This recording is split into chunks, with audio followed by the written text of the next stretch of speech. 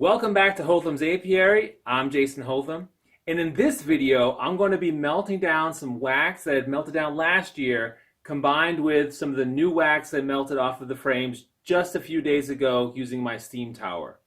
You won't want to miss it.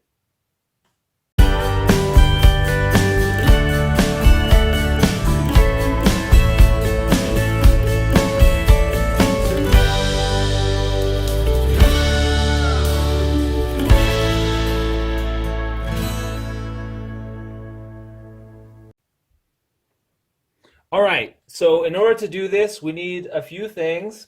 We need basically a hot plate, or you can use your stove top at home. It doesn't really matter. I'm just in my garage right now, so I have a hot plate. I have a pot, an old pot that I will use for melting down the wax.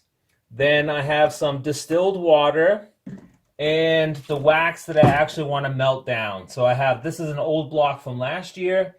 And these two blocks I actually melted earlier today, but I didn't make a video of that. So now I want to show you how you can actually do it, and we'll go ahead and get started. So the first thing is you're just going to put in about a liter of distilled water. And we use distilled water because tap water has lots of minerals, has calcium in it, and it could discolor the wax. So we want to have some nice yellow wax.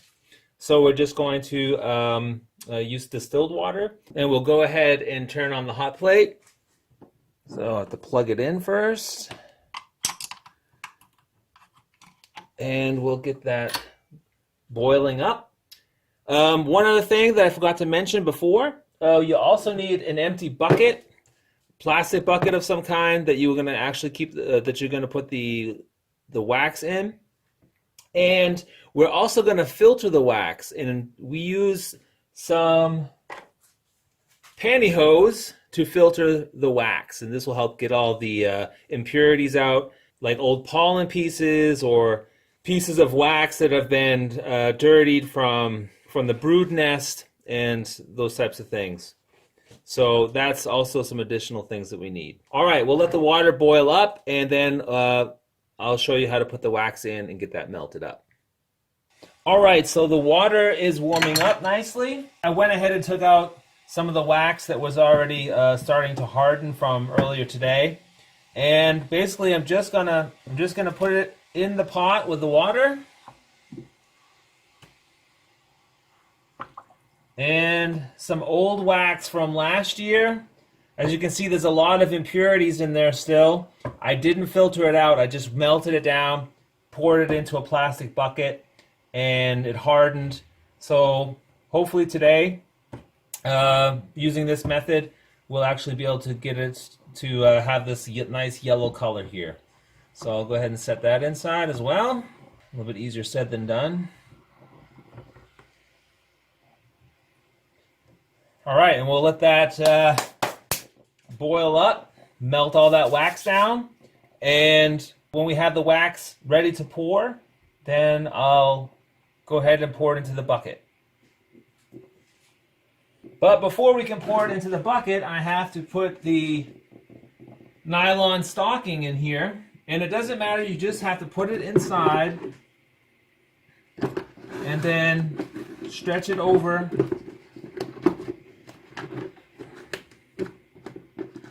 like that. And we want to make it a little bit tighter, but it doesn't have to be super tight, because this nylon stocking actually serves as a filter. And when this is all melted, I'm just going to dump it straight in, and then I'll take the sock off, and it should be able to strain everything out inside of the bucket. Oh, it's bubbling nice. Little beeswax soup going on here.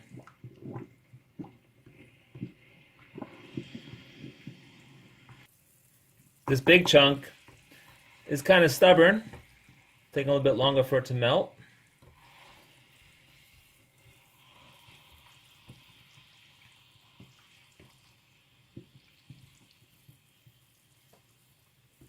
Looking better.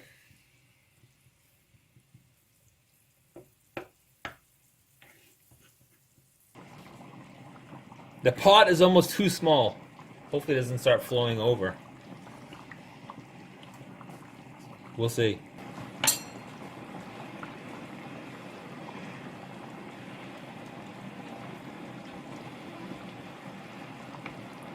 Almost ready. All right, it is really boiling up now. I need to get it off here real fast.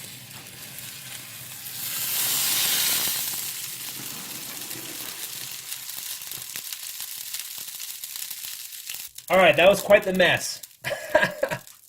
I don't recommend doing it like that. So let me put this to the side. Now I'll go ahead and grab my nylon stockings here. Quite long.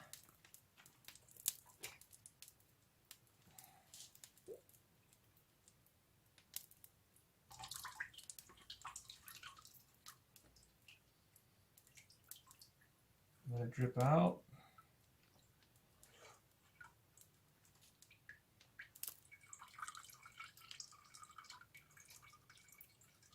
I put some newspaper down, so at least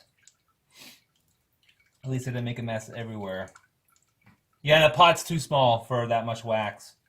I'm going to pour a little bit of the wax into a small plastic container.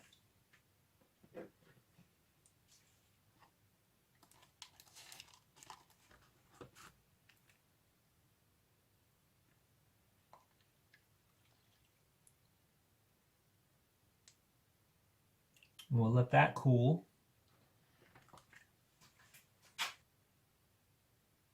Look at this mess. Oh my gosh. All right, so I cleaned up my mess. You live and learn. Next time, I'll make sure I use a bigger pot. So now I'm just going to let this set. It'll set for about 24 hours, and then we can take it out of the containers. So I will see you again in 24 hours.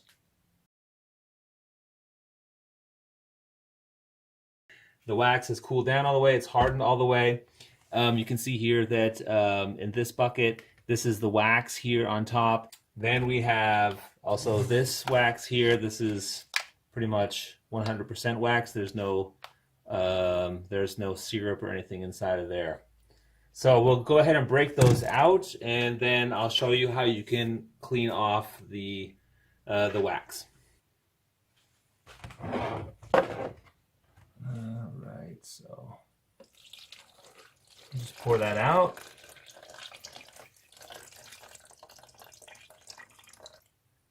Hopefully the wax will just slide out of here. There's still some liquid in there. Let me get some newspaper.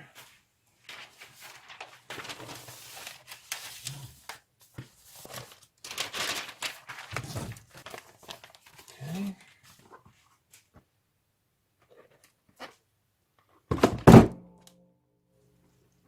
Now we have our block of wax. All you need is something to scrape it off with. You can use a hive tool, you can use a knife, whatever.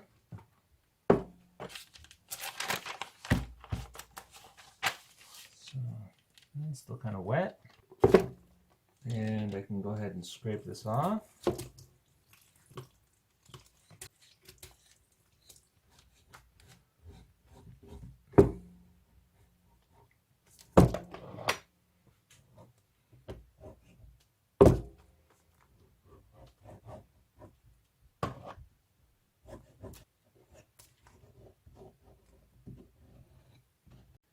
All right, so that is the end product. That's how it looks. If we wanted to, we could melt it down once again and get even more impurities out of the wax. I don't think I need to do that. I plan to use this wax for candles.